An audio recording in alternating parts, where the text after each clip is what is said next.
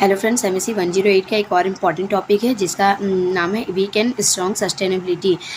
Week और strong sustainability जिसे कमज़ोर और मजबूत स्थिरता कहते हैं। सतत विकास और स्थिरता दो अलग अलग अवधारणाएं हैं। कमज़ोर स्थिरता पर्यावरण अर्थशास्त्र के भीतर एक विचार है जिसमें कहा गया है कि मानव पूंजी प्राकृतिक पूंजी के प्रतिस्थापित कर सकती है। यह नोबेल पुरस्कार विजेता रॉबर्ट सोलो और जॉन हॉटवी के काम पर आधारित है। कमज़ोर स्थिरता के विपरीत मजबूत स्थिरता यह मानती है कि मानव पूंजी और प्राकृतिक पूंजी पूरक है लेकिन विनिमय नहीं है। इस विचार को और अधिक राजनीतिक मिला 1980 के दशक के अंत और 1990 के दशक के शुरुआत में। सतत विकास चर्चाओं के रूप में इस विचार को 1992 को रियो शिखर सम्मेलन एक प्रमुख मील का पत्थर साबित था, जहां अधिकांश राष्ट्र राज्यों ने सतत विकास के लिए खुद को प्रतिबद्ध किया। इस प्रतिबद्धता को सतत विकास पर एक वैश्विक कार्य योजना एजेंडा 21 पर हस्ताक्षर प्रदर्शित किया गया था। मानव पूंजी और प्राकृतिक पूंजी जैसी अवधारणाओं का उपयोग करके कमजोर स्थिरता को परिभाषित किया गया है। मानव पूंजी में बुनियादी ढांचा, श्रम और ज्ञान जैसे संसाधन शामिल होते हैं। प्राकृतिक पूंजी में पर्यावरणीय संपत्ति जैसे कि जीवाश्म ईंधन, जैव विविधता और अन्य पारिस्थितिक तंत्र संरचनाएं और पारिस्थितिक तंत्र सेवाओं के लिए प्रासंगिक कार्य शामिल है। कुल मिलाकर मानव निर्मित पूंजी और प्राकृतिक पूंजी का समग्र स्टॉक समय के साथ स्थिर रहते हैं। यह ध्यान रखना महत्वपूर्ण है कि कमजोर स्थिरता के भीतर विभिन्न प्रकार की पूंजी के बिना शर्त प्रतिस्थापन की अनुमति है। इसका मतलब यह है कि जब तक मानव पूंजी में वृद्धि होती है, प्राकृतिक संसाधनों में गिरावट आ सकती है। उदाहरणों में ओजोन परत का क्षरण, उष्णकटिबंधीय वन और प्रवाल भित्तियां शामिल है।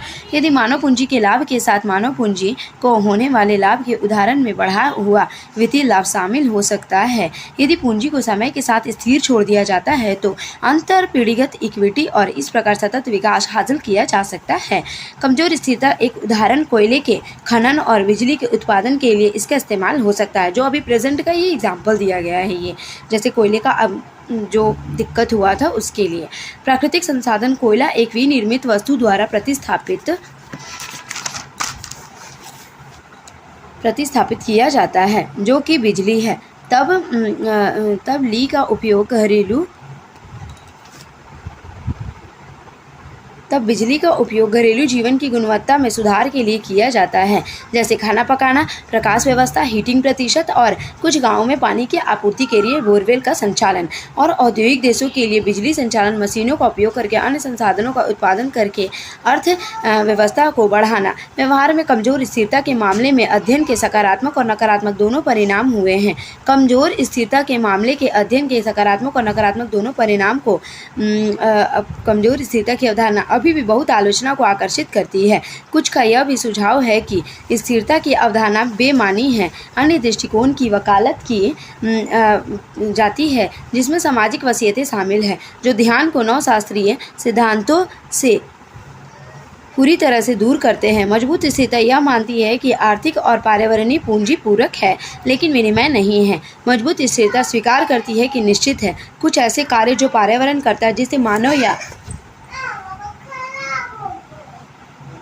मानव निर्मित पूंजी द्वारा दोहराया नहीं जा सकता है। ओजोन परत की पारिस्थितिक तंत्र सेवा का एक उदाहरण है जो मानव अस्तित्व के लिए महत्वपूर्ण है। प्राकृतिक पूंजी का हिस्सा है लेकिन मनुष्यों के लिए नकल करना मुश्किल है। कमजोर स्थिरता के विपरीत मजबूत स्थिरता आर्थिक लाभ पर पारिस्थितिक पैमाने पर जोर देती है। इसका तात्पर्य यह है कि प्राकृतिक अस्तित्व का आधार है और यह उधार लिया गया और एक पीढ़ी से दूसरी पीढ़ी को हस्तांतरित किया जाना चाहिए, जो अभी भी अपने मूल रूप से बरकरार है। मजबूत स्थिरता का एक उदाहरण प्रयुक्त कार टायरों से कार्यकालकालीन टाइलों के निर्माण हो सकता है। इस परिदृश्य में कार्यकालकालीन और अन्य उत्पाद प्रयुक्त मोटर कार टायरों से निर्मित होते हैं जिन्हें लैंडफिल में भेजा जाता है। कमजोर और मजबूत स्थिरता के मूल और सिद्धांत। स्थिरता और अंतर पीढ़ीगत इक्विटी के लिए पूंजी दृष्टिकोण।